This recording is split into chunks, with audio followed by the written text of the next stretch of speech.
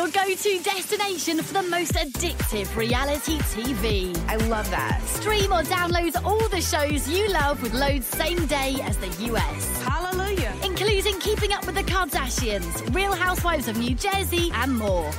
Escape the Christmas parties with over 7,000 episodes, because staying in is the new going out. This is heaven for me. Treat yourself to something special. Sign up now to get your 1 month free.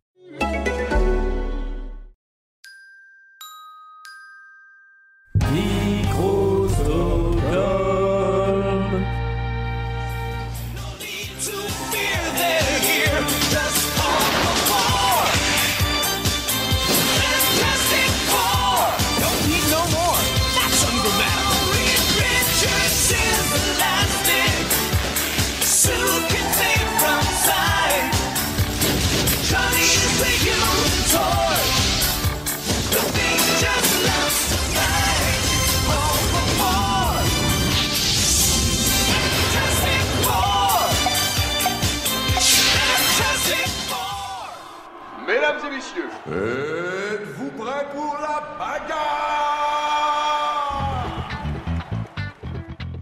C'est qui le plus fort, l'hippopotame ou l'éléphant? Non, mais l'hippopotame, c'est quand même très très fort. Messieurs, bienvenue au Fight Club. Pas de combat, pas d'entourloupe, je veux un combat propre, c'est compris? Bienvenue dans C'est qui le plus fort, le podcast de toutes les rivalités, surtout celles que nous avons inventées. Aujourd'hui, on va donner vie à un face-à-face entre deux familles de super-héros, puisque les 4 fantastiques vont se friter avec les indestructibles. Avant de présenter notre arbitre du jour, je me permets de rappeler que C'est qui le plus fort s'enregistrera en public en compagnie de 3 autres podcasts de Micro Stockholm le 18 décembre à Paris chez Le Tank Média. Le lien pour réserver se trouve dans la description de l'épisode. En fait non, ce sera le 24 janvier finalement. Alors donc, pour arbitrer ce combat, je reçois quelqu'un qui fait partie de la grande famille des fans de comics et de l'animation, la personne de Océane. Salut. Comment ça va ? Ça va très bien et toi ? Bah écoute, ça va. Toujours partant pour faire vivre ce genre pour la bagarre. D'opposition pour la bagarre. Alors dis-moi, je suis sûr que tu as beaucoup d'affect pour ces deux familles, donc pourquoi as-tu accepté cette mission dangereuse de les faire s'affronter ? Parce que c'est Les Indestructibles, c'est un des premiers Pixar que j'ai vu au cinéma. Et vraiment, je l'adore, et Elastigirl, ça reste une de mes héroïnes préférées. Et de la même manière, les 4 Fantastiques, c'est ma Madeleine de Proust. En tout cas, le premier film, techniquement le deuxième film, signé Team Story, sorti en 2005, ça reste une de mes Madeleines de Proust de super-héros. Et je trouve très intéressant de voir comment ça a vieilli aujourd'hui par rapport à d'autres productions qui mettent en scène des familles dysfonctionnelles telles que les Avengers ou la Justice League. Ok, bon, très bien. Donc avant de démarrer le combat, est-ce que tu te sens de rappeler un petit peu qui est qui, puisque il y a une très vieille famille d'un côté et une très jeune famille de l'autre. C'est ça, donc la très jeune famille, donc c'est la famille Parr, qui est composée de Bob, donc Robert Parr, de sa femme Hélène, et de leurs enfants, donc Flèche, Violette et Jack. Donc c'est une famille qui a été créée par Brad Bird pour le film de 2004 et qui a eu 2 films, donc en 2004 et en 2018, 14 ans d'écart. Et de l'autre côté, on a la famille Storm, donc qui est composée de Monsieur Fantastique, de la Femme Invisible, de la Torche Humaine et de la Chose. Ok. Alors la Chose, c'est un ami de la famille, mais enfin. C'est un ami de la famille, c'est Ben Grimm. Ouais. Et sinon, on a Reed Richards et sa femme, c'est Susan Storm, et le petit frère, donc c'est Johnny Storm qui est la Torche. Très bien. Donc sachant que l'une des deux familles est arrivée par le biais de l'animation, mais que l'autre est arrivée par le biais des comics. Par le biais des comics, il y a un paquet de décennies. Bon, maintenant qu'on a un peu réexpliqué qui était qui, on va passer au combat. Monsieur Indestructible, on a besoin de vous.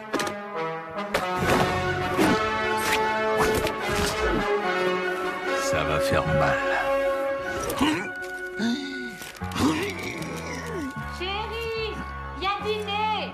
J'ai pas le temps de dîner. Alors la première question est très simple. Laquelle des deux familles est la plus connue ? C'est une bonne question. J'aurais peut-être tendance à dire les 4 Fantastiques. Parce que c'est une famille qui aussi bénéficie du support comics, qui a eu plus de films, dont on sait qu'il va y avoir plus de films dans un avenir proche avec Marvel Studios. Et c'est aussi clairement une famille qui a influencé Les Indestructibles, tout simplement. Donc je pense qu'on peut dire que c'est Les Indestructibles qui remportent le match. Après Les Indestructibles, c'est les 4 Fantastiques qui gagnent le match.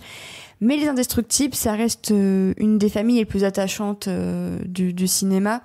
Et le fait qu'une suite ait été faite en 2018, soit 14 ans après le premier, ça prouve que le premier film avait quand même eu son impact à l'époque. Et c'est vrai que les 4 Fantastiques ont été un petit peu oubliés ces dernières années, je pense, parce que la culture comics s'est transformée en culture cinéma.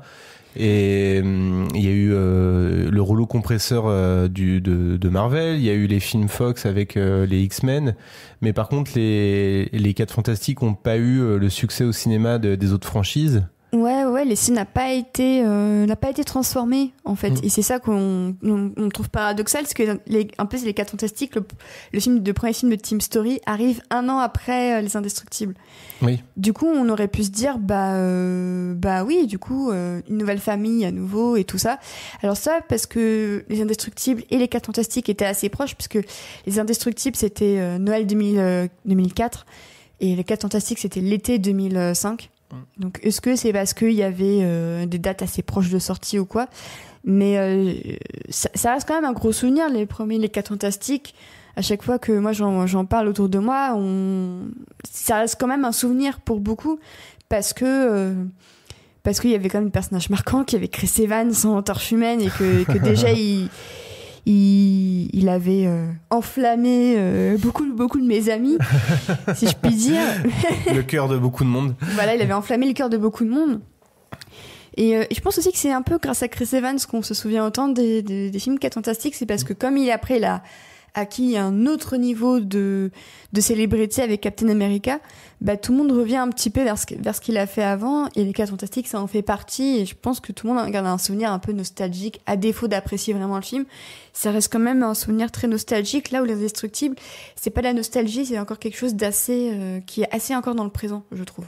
C'est intéressant que tu emploies le mot nostalgie, parce que je pense que c'est un peu le mot clé quand on parle des 4 Fantastiques, c'est que c'est une franchise qui a été hyper importante pour Marvel dans les années 60. Ouais. Des années 60 jusqu'aux années 90, je pense. Il y avait quand même Civil War dans laquelle il y avait quand même une sacrée importance. Voilà, là ils sont revenus un peu en odeur de sainteté dans les comics à ce moment-là. Mais je sais aussi j'ai cru comprendre plutôt que après le rachat de Marvel par Disney, ils ont été un peu mis au placard aussi pour éviter de les mettre trop en avant du fait qu'ils avaient plus les droits au cinéma. Enfin, il y a plus de série 4 Fantastiques, je crois, en comics pendant un moment, il me semble. Et puis il y a des sacrées mésaventures de mémoire. Il y a quelques années, ils avaient tué la Torche. Ouais. Et ils avaient remplacé la Torche par Spider-Man dans les 4 Fantastiques. Et je sais pas si ça avait duré, mais je sais qu'à l'époque, la décision avait fait lever quelques sourcils, parce que clairement, ok, tuer Spider-Man pour le remplacer dans l'univers Ultimate passe encore, mais là je crois que c'était vraiment l'univers 616 dans lequel ils avaient vraiment supprimé la Torche. Et du coup, c'est là qu'on s'est dit, ouais, bon, c'est peut-être pas si mal de ranger un peu ça, un peu pour le moment. Puis après, voilà, on sait que de toute manière, ils vont revenir. Ouais. Mais c'est juste une question de temps, c'est de savoir quelle place, quelle priorité Marvel Studios va leur accorder. Ça, pour le coup, c'est là encore une grande inconnue. Mais c'est aussi des héros qui ont eu... je pense que c'est vrai que c'est des héros qui font un petit peu vintage quand même. Ah, complètement. Les 4 Fantastiques. Ah oui, pour moi, c'est super vintage. Je me souviens quand je lisais les intégrales de Spider-Man dans les années 60, et que du coup, il y avait quelques crossovers avec Daredevil, ou avec les 4 Fantastiques.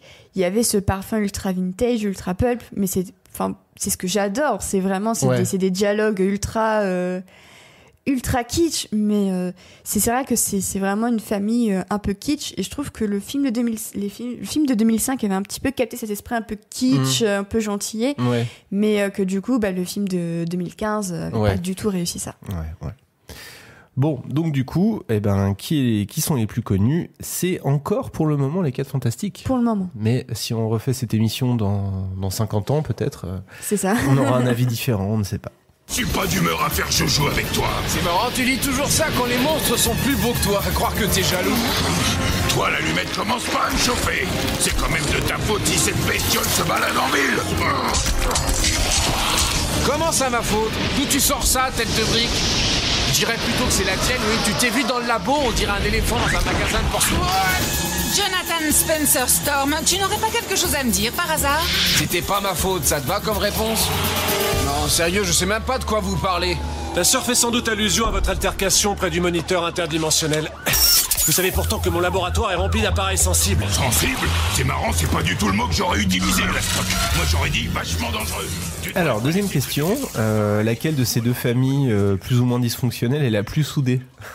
Je dirais les Indestructibles, quand même. Parce que rien que Civil War, par exemple, a créé une énorme scission dans la famille Storm. Ouais. Qu'est-ce qui se passe déjà dans Civil War avec les Storm? Alors, là, on parle du comics Civil War. On parle du comics, voilà. Donc, pour rappel, dans Civil War, le comics, parce que le film a un peu fait n'importe quoi avec ça. Alors, déjà, c'était compliqué. Mais bon. Donc, dans Civil War, le comics, on a une opposition entre Captain America, donc Steve Rogers, qui veut préserver l'anonymat des super-héros. Et de l'autre côté, on a Tony Stark, donc Iron Man, qui veut créer une charte pour obliger les super-héros à dévoiler leur identité civile. Donc on a plusieurs héros qui se rangent du côté de Captain America, et on en a d'autres qui se rangent du côté de Iron Man, dont notamment au début Spider-Man qui dévoile son identité civile dans une page assez célèbre, et qui aura des conséquences terribles pour Tante May. Et parmi certains de ses alliés, donc Iron Man, il a Ant-Man, donc il a Hank Pym, et il a aussi Reed Richards. Et en fait, il y a une opposition, c'est que Susan Storm est totalement opposée aux idées de Tony Stark, et du coup, ça crée une scission dans leur couple, et la famille se retrouve scindée en deux, rien qu'au niveau conjugal. Et du coup, c'est très intéressant de voir que les idéaux de Tony Stark peuvent scinder une famille en deux. Là où les Indestructibles, je pense que déjà, ils sont pas confrontés à ça, parce que de toute manière, c'est intéressant des Indestructibles de voir qu'ils ne... De toute manière, leurs activités sont illégales. De toute manière, elles ont été rendues illégales par le gouvernement, mais qui continuent à le faire quand même. Donc, ça n'a pas trop l'air de les déranger. Ils sont plus ou moins sur la même longueur d'onde. C'est drôle de voir qu'il y avait déjà cette idée de super-héros rendus illégaux en 2004, alors que c'était pas encore... c'est devenu mainstream avec Captain America 3 au cinéma. Et avec Watchmen, le comics aussi. Oui, mais je veux dire, vraiment culture de masse, quoi. Mais c'est vrai qu'en relisant Watchmen, là, parce que la série est diffusée en ce moment, c'est vrai que tout le décret du gouvernement sur les super-héros deviennent illégaux, machin, bidule chouette. Je me suis dit, Brad Bird, il a dû lire Watchmen un petit peu quand même, parce qu'il y a certains trucs qui sont quand même assez similaires, je trouve. Ouais. Mais après, moi, à titre personnel, je trouve ça toujours intéressant quand on arrive à transposer une idée dans un univers, ou plutôt dans un univers pour un certain public. Enfin, en l'occurrence, les comics de Alan Moore qui sont quand même assez durs, assez adultes. Pas du tout family friendly. Et voilà, et réussir à transposer ça dans un truc pour les enfants, je trouve ça assez cool, quoi. Ouais. Ça me plaît toujours beaucoup. Mais ouais. Dans Les Indestructibles 2, il y a une tension de couple quand même, non, si je me rappelle bien, entre les aspirations de l'un et de l'autre. Oui, grosso modo, c'est Helen Parr qu'on appelle pour jouer la super-héroïne, et du coup, ça crée une sorte de frustration chez Bob Parr qui se retrouve à être le père au foyer. Et du coup, c'est forcément une inversion des stéréotypes de maman au foyer et papa au travail. Après, je trouve qu'ils arrivent quand même à gérer ça de manière assez correcte, c'est-à-dire qu'il n'y a pas de... en fait, c'est pas contre sa femme que Bob Parr il a un griffe, c'est contre le fait qu'il se retrouve seul chez lui. Mais en l'état, je pense pas qu'il en veuille à sa femme qu'elle ait été choisie à sa place. C'est ça que je trouve très intéressant aussi, c'est que il aurait facilement pu tomber dans le cliché de oui, mais c'est un peu moi le plus fort, machin, c'est moi qu'ils auraient déjà envoyé. Non, là, c'est juste qu'il est frustré parce que lui-même ne se sent plus réellement utile. Ça va au-delà de sa femme. Je pense que sa frustration, il y a à un autre niveau, ce qui rejoint un petit peu ce qui se passe dans le 1 aussi, où il mène une vie d'employé de bureau dans un box trop petit pour lui, et, il voit une occasion d'être un super-héros, il veut protéger sa femme quand même, et il y va. Bon. Très bien. Donc, les Indestructibles sont définitivement la famille la plus soudée. Ouais, puis je trouve aussi que leurs enfants aident pas mal à ce qu'ils soient soudés. C'est vrai. Surtout Jack. On va en reparler après. Très bien, donc un partout entre les Indestructibles et les 4 Fantastiques. Maman, tu fais encore des grimaces ridicules. Mais non, Tu fais des grimaces, chérie. Tu es vraiment obligé de lire à table. Oui. Il faut couper ta viande, Flèche. Bon, tu peux donner un coup de main au carnivore. Flèche, tu n'as rien à dire à ton père à propos de l'école? Si, on a disséqué une grenouille. Il a encore été convoqué chez le proviseur. Bien. Non, Bob, c'est mal. Quoi? Il a encore été convoqué chez le proviseur. Quoi? Qu'est-ce qu'il a fait? Rien. Il a mis une punaise sur la chaise du professeur pendant le cours. Personne sait que c'est moi. On voit presque rien sur la cassette. Ils sont tout enregistrés, mais tu t'en es quand même tiré. Waouh! T'es vraiment une fusée. Et à quelle vitesse tu courais? Bob, pas question de l'encourager. Je ne l'ai pas encouragé, je lui ai demandé à quelle vitesse. Chérie! Oh, bien sûr. Après la voiture, il faut que je fasse réparer la table. Quoi? Tu as abîmé la voiture? Tiens, je vais me chercher une autre assiette. Sale type. Bon. Et toi, Violette, ça va les cours? Rien à signaler. Tu as à peine touché à ta viande. J'ai pas très envie de pâté en croûte. Oh, c'est le soir où on finit les restes. On a du steak, des spaghettis. Qu'est-ce qui te ferait envie? Tony Ridinger. Toi, la ferme! Quoi? C'est vrai? J'ai dit la ferme, espèce d'insecte! C'est vrai, hein? Défense de crier à table. Chérie? Les enfants, obéissez à votre mère. Elle mangerait si on avait du Tony en croûte. Ça suffit! Alors on en a déjà pas mal parlé et là c'est le chapitre du cinéma. Ces 2 familles qui sont très connues sur grand écran, évidemment les Indestructibles n'ont quasiment que des itérations sur grand écran. Je compte pas les livres pour enfants que je lis à mes gosses tous les soirs. Les 4 Fantastiques ont eu droit à 4 films 4. Et 4 films pas fantastiques. Ouais, c'est ça. C'est les 4 films pas fantastiques des 4 Fantastiques. Et donc, qui a gagné la bataille du cinéma? Gros suspense. Alors franchement, c'est pas que c'est une humiliation pour les 4 Fantastiques, mais un petit peu, parce qu'en 2 films, Les Indestructibles a engrangé plus de 1,7 milliard de dollars au box-office international. Et les 4 Fantastiques, alors je crois qu'il n'y a que 3 films qui sont comptés sur Wikipédia, mais ils n'arrivent même pas à accumuler 800 millions de dollars. C'est-à-dire qu'il y a 1 milliard de différence. Et je pense que même si on rajoute le film fait dans les années 90 pour que Marvel puisse en garder les droits, on va pas bien haut. Et c'est clairement une grosse tatane que les Indestructibles infligent aux 4 Fantastiques. Après, les Indestructibles jouent aussi sur 14 ans d'attente, sur l'inflation. Ça, faut encore une fois le préciser. Et clairement, le dernier film 4 Fantastiques n'a pas du tout amassé une masse de dollars. Il y a 168 millions de dollars au box-office. Et pour son démarrage, il a engrangé genre 26 millions de dollars. Je pense que c'est à peu près ce que les Indestructibles 2 a engrangé en une seule séance dans tous les États-Unis pour donner une idée du truc. C'est-à-dire que, alors déjà sur la bataille des chiffres, c'est déjà une bérésina terrible pour nos 4 pauvres fantastiques. Et alors, indépendamment de ce que chacun peut en penser, je pense que ça va être difficile de trouver beaucoup de monde pour défendre le fait que les films 4 Fantastiques sont des meilleurs films que les Indestructibles. Ouais, clairement. Limite, je pense que celui qui est le plus apprécié des films 4 Fantastiques, ça reste quand même celui de 2005 de Tim Story. Ouais. Parce que ça gardait un peu cet esprit un peu kitsch. On voyait Jessica Alba à qui on avait éclairci la peau, parce que on rappelle que Jessica Alba est quand même une actrice latina et qu'ils avaient voulu la faire passer pour blanche alors qu'ils auraient pu la garder en tant que latina, ça n'aurait posé aucun souci. Alors en 2005 on n'était pas prêt. Déjà que maintenant on est moyennement prêt, j'ai envie de dire. Ah oui, ça clairement.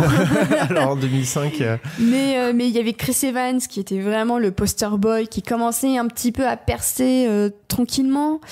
Il y avait Julianne McMahon qui était en plein dans Nip Tuck et qui est sortie de Charmed. Il y avait Kerry Washington aussi. Enfin, c'était vraiment une époque incroyable, quoi. Et je pense que en le revoyant aujourd'hui, on se dit ah mais ouais, il y avait Kerry Washington avant qu'elle joue dans Scandale et tout ça. Il y avait Chris Evans avant Captain America. Il y avait Jessica Alba lorsque Hollywood tentait de nous faire croire que c'était une bonne actrice et qu'elle pouvait porter une franchise d'action sur ses épaules invisibles. Il y avait Michael Chiklis qui était en plein The Shield. Oui. C'était vraiment un casting très télévisuel, mine de rien, avec tout ce qu'on dit. Et du coup, je pense que c'était vraiment la période où on pensait que tous les acteurs de série pouvaient être de bons acteurs de cinéma, et on a vu qu'ils se cassaient un petit peu les dents. Ouais. C'est vrai que alors le premier 4 Fantastiques, celui de 2005, est sans doute le meilleur film 4 Fantastiques qui est jamais sorti au cinéma. C'est pas difficile, mais oui. Sans être un excellent film pour autant, loin de là même. Il a 27% sur Rotten Tomatoes, et je pense que c'est le meilleur des 4 films sur Rotten Tomatoes. Je pense que si on vérifie, clairement. Donc pour rappeler, Rotten Tomatoes, c'est un agrégateur de critiques de cinéma en fait. De notes critiques. Et c'est probablement le plus attachant de tous les films qui est sorti, 4 Fantastiques. Néanmoins, d'un point de vue purement cinématographique, on est à des années-lumière des Indestructibles. Ah oui, complètement. Qui ont réussi une prouesse visuelle et d'écriture à la fois, en fin de compte. Est-ce qu'on se dirait pas un mot, sans vouloir trop tirer sur l'ambulance, sur le 4 Fantastique des années 90 ? Je suis en train de m'étouffer là, en voulant en parler. Parce que vous ne le savez peut-être pas, mais il y a eu un film 4 Fantastiques des années 90. C'est ça, et pour vous donner un ordre d'idée de la matrice qui a entamé mon cerveau en voyant ce film, c'est que je m'étais fait un après-midi avec des amis, avec le Captain America des années 90... et le 4 Fantastique des années 90, et autant vous dire que c'était pas bien du tout. C'est clairement le type de film qui est fait pour que un studio garde les droits des personnages. Donc il y a aucun soin qui est apporté aux acteurs, ni au script, ni à la musique, ni aux effets spéciaux, à rien du tout. C'est vraiment le film mercantile et cynique par excellence. Mais on en a regardé quelques extraits avant l'émission. C'est à mourir de rire en fait. Enfin, visuellement, c'est vraiment du gros nanar. Hein. C'est à regarder avec beaucoup de bière et des shots. Dès que vous voyez un effet spécial qui déconne. Ouais. Ah ouais, mais alors là, vous n'allez pas aller très loin. Après, l'avantage de ces films, c'est qu'ils ne durent qu'1h20. Ouais. Alors ça va vous paraître interminable, mais ça ne dure qu'1h20, je vous promets. Vous allez vous en sortir si vous plongez dedans. Mais non, il y avait clairement aucune thématique intéressante traitée. Même les 4 Fantastiques de Team Story, et même le dernier en l'occurrence, tenter un petit peu de parler de famille. Ça reste quand même, en tout cas le film de 2005, ça reste quand même un film extrêmement familial, qui parle beaucoup des valeurs de la famille, qui le faisait avant Fast and Furious. Mais c'est la famille, c'est ça. Michael Chiklis s'est transformé en chose pour que Vin Diesel puisse dire c'est la famille dans tous les films Fast and Furious. J'avais oublié que Fast and Furious c'était le nouveau, la nouvelle référence dès qu'on parle de famille. C'est ça. Avant il y avait le parrain, maintenant il y a Fast and Furious. Désolé, c'est comme ça. Quelle époque. Deal with it. Mais les 4 Fantastiques, non, j'en garde vraiment un souvenir. C'est vraiment un film qui parle de famille. Comment une famille vit dans une tour pendant que Johan Gruffudd qui fait son nerdy Reed Richards qui essaie de pécho Jessica Alba. Il tente de trouver un antidote. Mais moi, ces genres de films, tu me mets devant avec un bon chocolat chaud et des crêpes, et moi, je regarde ça avec un grand plaisir, quoi. C'est une Madeleine de Proust des années 2000 en tant que film super-héroïque, quoi. Et pour revenir rapidement sur le film des années 90, il est même jamais sorti en fait. Il est disponible sur YouTube, mais il est jamais sorti. Il avait été fait effectivement pour garder des droits. C'est une longue tradition qui a continué encore, de faire des films juste pour garder des droits. Coucou Spider-Man. Mais et là, il est jamais sorti. Mais allez voir les images sur YouTube, c'est à mourir de rire, quoi. Les passages où les bras de Reed Richards s'allongent et tout, c'est à mourir de rire. C'est énorme. Bon, donc 2-1 pour les Indestructibles qui gagnent forcément la bataille du cinéma. I've had a lot of strange experiences after all these years in the film business, but I have to say the Fantastic Four ranks somewhere near the top. It's clobbering time. Like a phantom, this film. Strange. It was like a feeling that I've never experienced before. It's a piece of history. I never would have thought then, what is it, 20 years later, that I'd be sitting here talking about it. This thing just won't die. Unfortunately, this version of the Fantastic Four really was doomed.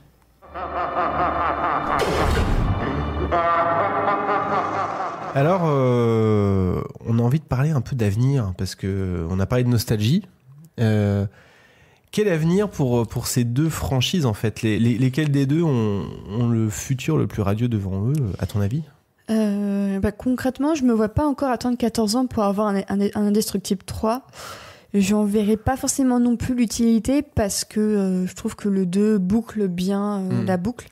En plus, il y a déjà quand même pas mal de redites entre le 2 et le 1, je trouve aussi. Ça a été ma petite déception. Enfin, petite déception, ça reste quand même un très bon film. Oui. Visuellement, ça bute. Elastigirl, voilà quoi, ça reste quand même une superbe héroïne. C'est un super film, mais un peu de redites quand même. Mais on pouvait s'attendre à mieux. Surtout de la part de Brad Bird. Après, on sait que à la base, le film devait sortir encore plus tard, mais que Disney lui a dit bon, écoute, à un moment donné, il faut que tu sortes ton film, parce que pour le line-up, il leur fallait un film, et du coup, ils ont dit à Brad Bird d'accélérer un petit peu. Il faut qu'on sorte Indestructible en 2018. Et je me dis, du coup, si on avait attendu 1 ou 2 ans de plus, peut-être que le résultat aurait été mieux. Et du coup, j'aurais pas craché sur une sortie un peu plus retardée. Mais pour moi, les Indestructibles, je pense qu'on a eu... Le premier, c'était vraiment la tarte au citron parfaite, et le deuxième, c'était la meringue au-dessus, mais qui était un peu cramée. Et du coup, je me verrais pas retenter de mettre de la meringue sur la tarte au citron parfaite qui était le 1. Et du coup, je pense que ce serait bien qu'on laisse les Indestructibles tranquilles. De toute manière, les plans de Pixar, c'est quand même très peu de suites, parce qu'ils ont vu que... ça avait gonflé tout le monde. Ouais, et que... C'est beaucoup dire, parce qu'au niveau box-office, ça va... Les Indestructibles a très bien géré Fake Swanseed, mais je pense que c'était une des rares exceptions, parce que Cars 2 et Cars 3, voilà, ça a été très compliqué. Mais je pense que Pixar, de toute manière, veut vraiment se refocaliser sur des films originaux. L'an prochain, on a Onward et on a Soul qui ont l'air tous les deux... Enfin, surtout ma Soul, je suis prête à pleurer toutes les larmes de mon corps devant. Mais clairement, le but de Pixar, c'est on arrête les suites, on reprend les films originaux. Et du coup, je pense que les Indestructibles, peut-être un court-métrage, parce que voilà, clairement, pour le premier, ils avaient fait un court-métrage qui était la soirée babysitting de Jack Jack, et c'est un des meilleurs courts-métrages de Pixar qu'ils aient sorti, je trouve. C'est à mourir de rire, c'est tout ce que le 2 n'a pas réussi à faire avec Jack Jack à mon goût. Même si Jack Jack est très bien dans le 2, mais je trouve qu'il pouvait pas surpasser le court-métrage, quoi. Donc de base, il partait un peu perdant. Je pense qu'on aurait plus à gagner d'avoir un court-métrage Indestructible pour peut-être offrir un dernier petit bonus, mais un film numéro 3, je pense pas que ce serait utile. À moins qu'un jour Warner arrive à racheter Disney et qu'il fasse un gritty reboot avec un film solo sur Jack Jack dans un futur post-apocalyptique avec réalisé par Snyder avec des ralentis et de la pluie qui tombe et beaucoup de noir. Désolé. Et bon, ok, donc espérons que, en fait, on espère ne pas les revoir, même si on les adore, quoi. C'est ça. Autant rester sur un bon souvenir et s'arrêter plutôt que de continuer et voir une baisse qualitative. Ouais. C'est ça qui m'embête un peu avec le 2, c'est que j'étais contente de les revoir, mais les thématiques, je les ai trouvées à peine effleurées, et je trouve que l'histoire tourne un peu en rond et c'est un peu super prévisible. Et du coup, c'est pas que c'était un coup d'épée dans l'eau, parce que visuellement, ça reste quand même une démonstration. Mais ce qui est marrant, c'est qu'on se disait tous, les Indestructibles 2018, ça va exploser tout. Et genre, 4-5 mois plus tard, on a Into the Spider-Verse et on s'est dit, mais les 4 fantastiques, les Indestructibles, what? C'est quoi ça? Ouais. Oui, non, tout à fait. Et alors, l'avenir, il s'annonce comment pour les 4 fantastiques, du coup? Kevin Feige a clairement dit que c'était à l'ordre du jour. Il a dit au Comic-Con, on peut pas encore vous parler des X-Men ni des 4 Fantastiques. Donc ça veut dire ce que ça veut dire, c'est qu'ils vont arriver. Kevin Feige, pour expliquer, c'est le grand architecte du Marvel. Du Marvel au cinéma. Et même maintenant les comics aussi. Ouais. Donc c'est un peu Ike Perlmutter qui était une figure assez controversée, qui s'occupait jusqu'à présent de Marvel Entertainment, donc surtout des comics, mais pas des films. Hein. Donc reprécise pour les gens qui auraient mal compris. Parce que c'est vrai qu'il y a une polémique récemment avec Perlmutter qui finance Trump, c'est ça, non? Ouais, qui finance Trump, qui est quelqu'un de très secret parce qu'il n'existe aucune photo de lui. Ah, d'accord. Voilà, c'est vraiment... c'est un vrai méchant de comics, en fait. C'est ça, c'est Louis Le Ternier qui disait à l'époque, mais moi, avec Perlmutter, je savais pas du tout à quoi il ressemblait, et tout ça, et qui racontait que même à l'avant-première et tout, il était caché, et que personne ne savait à quoi il ressemblait, qu'il évitait toute photo. Ce qui est un super pouvoir en soi aujourd'hui. Oui, pas mal. Et c'est vrai qu'il y a eu controverse parce que, oh mon Dieu, Ike Perlmutter qui dirige Marvel, c'est un soutien de Trump. Et du coup, qu'on remette les choses au clair, oui, il a empêché certains films de se faire plus tôt que prévu, donc Black Panther, Captain Marvel, c'est des films qui ont été retardés à cause de Perlmutter et de ses idées de merde, mais Kevin Feige, du coup, s'est battu. Et on peut dire qu'il a gagné face à Perlmutter. Donc si vous allez voir un Marvel, vous ne donnez pas votre argent à Ike Perlmutter, vous le donnez à Kevin Feige. Donc je ne sais pas quoi en penser. De toute façon, on donne à des retraités floridiens qui sont actionnaires de Disney. Voilà, c'est ça. Mais du coup, donc Kevin Feige a dit que clairement les 4 Fantastiques étaient à l'ordre du jour en même temps que les X-Men. Mais il faudra attendre. Et ça, malheureusement, on ne peut qu'attendre. Bon, en tout cas, ils ont de l'avenir au cinéma, c'est sûr, forcément. Ouais. Et je suis vraiment... moi, j'ai hyper hâte de voir ce qu'ils vont faire, quoi. Ah ouais, moi j'ai... Et est-ce que tu as des idées de fancast pour les 4 Fantastiques? Mais je veux qu'on reprenne Chris Evans pour refaire la torche. Ça serait trop bien. Non, aucune idée, mais dis-moi, toi. Franchement, ça tourne depuis quelques années, mais John Krasinski, un Monsieur Fantastique, et Emily Blunt en Femme Invisible, je trouve que ce serait le couple parfait. Ah ouais, intéressant. Ouais, c'est mes chouchous. Et après, pour la torche... Pas vraiment d'idée. C'est tellement dommage que on n'ait pas pu attendre. On aurait pu avoir une longue série de films 4 Fantastiques avec Michael B. Jordan en torche. Ça aurait été cool quand même. Ça aurait été cool. Après, ce qui était intéressant, c'est que pour les 4 Fantastiques de 2015, les idées de casting, c'était vraiment l'anarchie complète. À la base, en plus, les gens disaient Alison Williams pour jouer la femme invisible. Il faut savoir qu'Alison Williams, c'est Marnie dans Girls, pour citer un peu, et c'est la copine du héros de Get Out. Voilà. Et du coup, quand ils ont annoncé après Michael B. Jordan, ça avait commencé à râler un petit peu. Et effectivement, ils ont ensuite annoncé Michael B. Jordan, donc on s'est dit... Bon, pourquoi pas. Et ils ont réannoncé une actrice blanche, donc Kate Mara, pour jouer Susan Storm, et je m'étais dit mais c'est dommage parce que vous auriez pu avoir un couple de frères et sœurs afro-américains au lieu de dire ah bah machin le frère a été adopté ou tout ça. Bah je trouve qu'en fait ça gâche un petit peu la dynamique en fait. Ouais, c'était vraiment on ne croyait pas à cette histoire de frères et sœurs. C'était vraiment un drôle de choix. Ouais. C'est ça, alors que si tu vas direct tu prends un duo d'afro-américains, le public va y croire. Ouais, au lieu de dire il a été adopté ceci cela, alors que justement l'un des trucs intéressants avec les 4 Fantastiques, c'est qu'ils ont un lien de sang. C'est ça aussi qui est extrêmement important, et c'est ça aussi qui rend leur relation si intéressante à Johnny et à Suzanne, c'est que vraiment c'est un lien du sang qui est indéfectible quoi. Du coup oui, clairement le meilleur avenir c'est les 4 Fantastiques si c'est bien fait. Ouais. Parce que je trouve que si les films sont mal faits, le point irait à Les Indestructibles, parce qu'un avenir radieux parfois c'est juste savoir s'arrêter au bon moment. Tout à fait. Donc, je dirais un point partout, parce que je trouve qu'on est encore trop indécis par rapport aux 4 Fantastiques. D'accord, très bien. Donc ça fait, je reprends le compte, on est toujours à 2-1 du coup. Ouais. 2-1 pour Les Indestructibles. Les Indestructibles. Je suis un peu dissipé. Tu as une tête de déterré, Robert. Je dors presque plus. Je gâche la vie de ma fille. Ils arrêtent pas de changer les maths. Il nous fallait des petites piles, mais j'ai acheté des grosses piles. Résultat, on n'a toujours pas de petites piles. J'ai mis un t-shirt rouge dans une machine de blanc, le linge est ressorti au rose. Il n'y a plus d'œufs dans le frigo. Élever un enfant convenablement est un acte plus qu'héroïque. L'élever convenablement. Je remercie le ciel tous les jours de m'avoir épargné cette tâche. Donc 2-1 pour Les Indestructibles, il nous reste un round de prévu. Est-ce que Les Indestructibles vont remporter le dernier point et donc clore le débat, ou est-ce qu'on va devoir faire appel à un point décisif? Le suspense est maximal. Dans une bagarre, dans une arrière-cour où on veut d'ailleurs, hein, dans un stade, dans un aéroport. Dans une autre dimension, dans un aéroport. Tu veux dire un aéroport militaire ou un aéroport genre à Orly dans des boutiques? Un aéroport à Berlin, vidé, je sais pas si ça te dit un truc. Ce genre d'aéroport-là, pas un aéroport Booba et... Non, pas au duty free. Voilà, pas au duty free.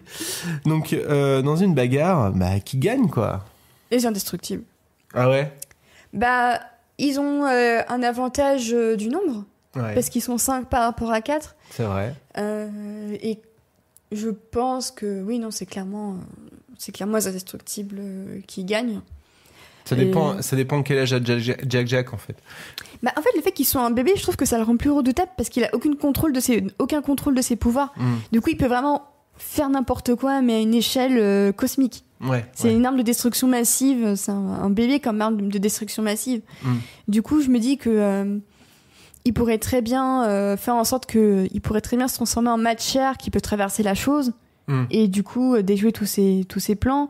Il pourrait se transformer en matière qui ne craint pas le feu. Il aurait un champ de force qui l'empêcherait de voir la femme invisible arriver de manière invisible. Et Monsieur Fantastique, il a le même champ de force et il rejette ses coups de poing. Après, de l'autre côté, on a aussi la femme invisible qui a son champ de force. Mais le truc, c'est qu'elle est face à Violette aussi, qui a le même pouvoir. Donc attends, ce serait comment la bagarre? On aurait Bob contre la chose, forcément, puisqu'ils ont les mêmes pouvoirs, donc les pouvoirs de force. Alors qui est le plus fort entre les deux Est-ce que la chose est un peu plus fort quand même, non? Moi, je pense que ce serait la chose, ouais. Là-dessus, ce serait la chose. Après, on aurait Violette face à la femme invisible. La femme invisible gagne quand même, elle a peut-être plus de... Ouais, elle a plus de force. De force. Ouais. Après, on aurait Elastigirl contre Reed Richards. Et là, je pense que c'est Elastigirl qui gagne. Alors, Elastigirl gagne peut-être sur les pouvoirs purs, mais Reed Richards, c'est quand même un scientifique super intelligent. Mais en l'occurrence, si t'es sur un champ de combat, je sais pas comment Reed il peut se débrouiller sans ses instruments. C'est-à-dire que s'il a été pris de court, il se ferait avoir. S'il a pu préparer le combat, peut-être qu'il aurait inventer une machine incroyable pour déjouer tout ça. Mais moi je pense que sur le combat pur, c'est Elastigirl qui gagne. Bon. Alors après on aurait Flèche contre la torche. Eux, ils ont pas les mêmes pouvoirs. Mais Flèche peut éteindre la torche, je pense. Et après t'as Jack qui est une arme de destruction massive et qui peut donc faire n'importe quoi. Ce serait Jack qui ferait la différence. À la fin. Je pense que c'est Jack qui donne le point aux indestructibles. Désolé les 4 fantastiques, c'est comme ça, hein, c'est les indestructibles qui gagnent. En même temps, c'est vrai que dans le film, c'est Jack aussi qui fait tout basculer à la fin, dans le 2. Donc, oui, clairement. Donc voilà, c'est comme ça, désolé. C'était pas une injonction à avoir un autre enfant, mais c'est comme ça. Après, tu me diras, dans les 4 fantastiques, c'est quand même le Dr Doom qui est le parrain des enfants de Hélène. Parce qu'en fait, il me semble qu'il avait dû lui sauver la vie. En Ladverie, lorsque sa grossesse avait mal tourné, il avait dit ok, je t'aide, mais je veux être le parrain des gosses.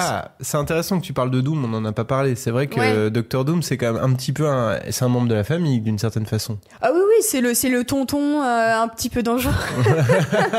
C'est le tonton bourré. C'est le tonton bourré au repas de Noël. Non mais vous comprenez, à Ladverie, c'est le meilleur pays, allez, venez.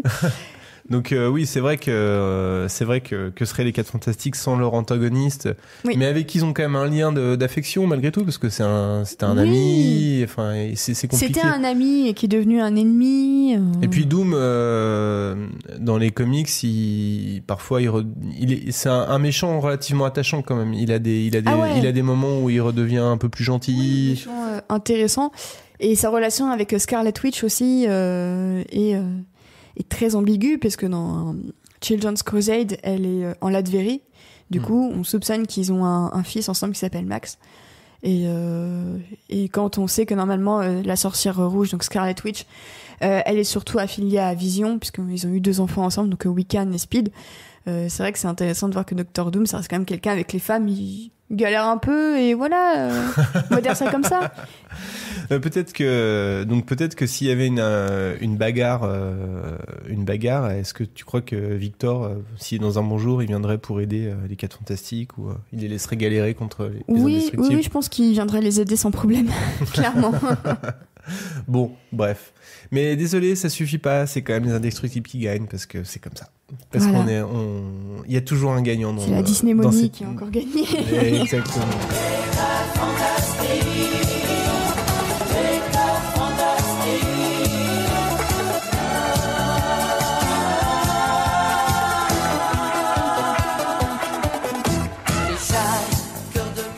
Merci Océane. Et merci beaucoup de l'invitation. Où est-ce qu'on peut te retrouver ?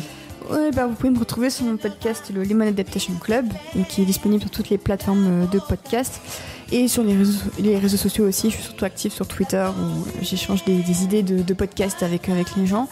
Et sinon, vous pouvez me retrouver de manière régulière le dimanche dans Hyperlink, l'émission pop culture de VL Media, diffusée sur Twitch de 17h à 18h30.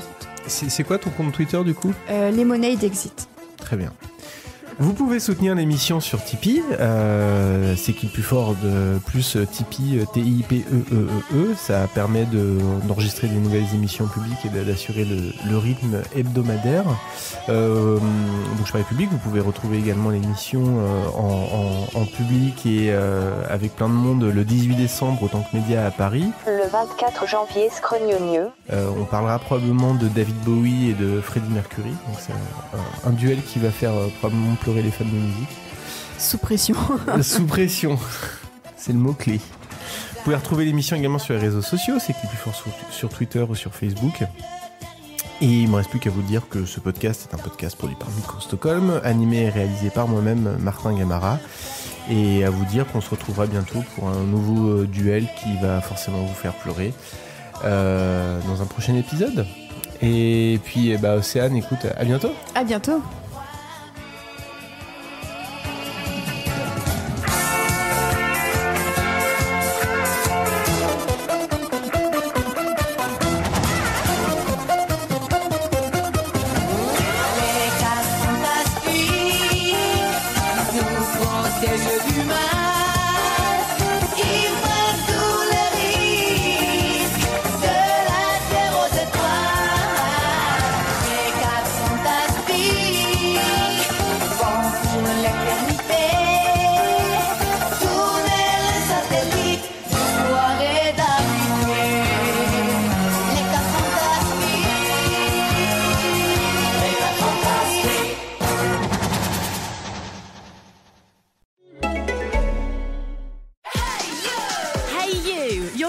Destination for the most addictive reality TV. I love that. Stream or download all the shows you love with loads same day as the US. Hallelujah. Including Keeping Up with the Kardashians, Real Housewives of New Jersey, and more. Escape the Christmas parties with over 7,000 episodes, because staying in is the new going out. This is heaven for me. Treat yourself to something special. Sign up now to get your 1 month free.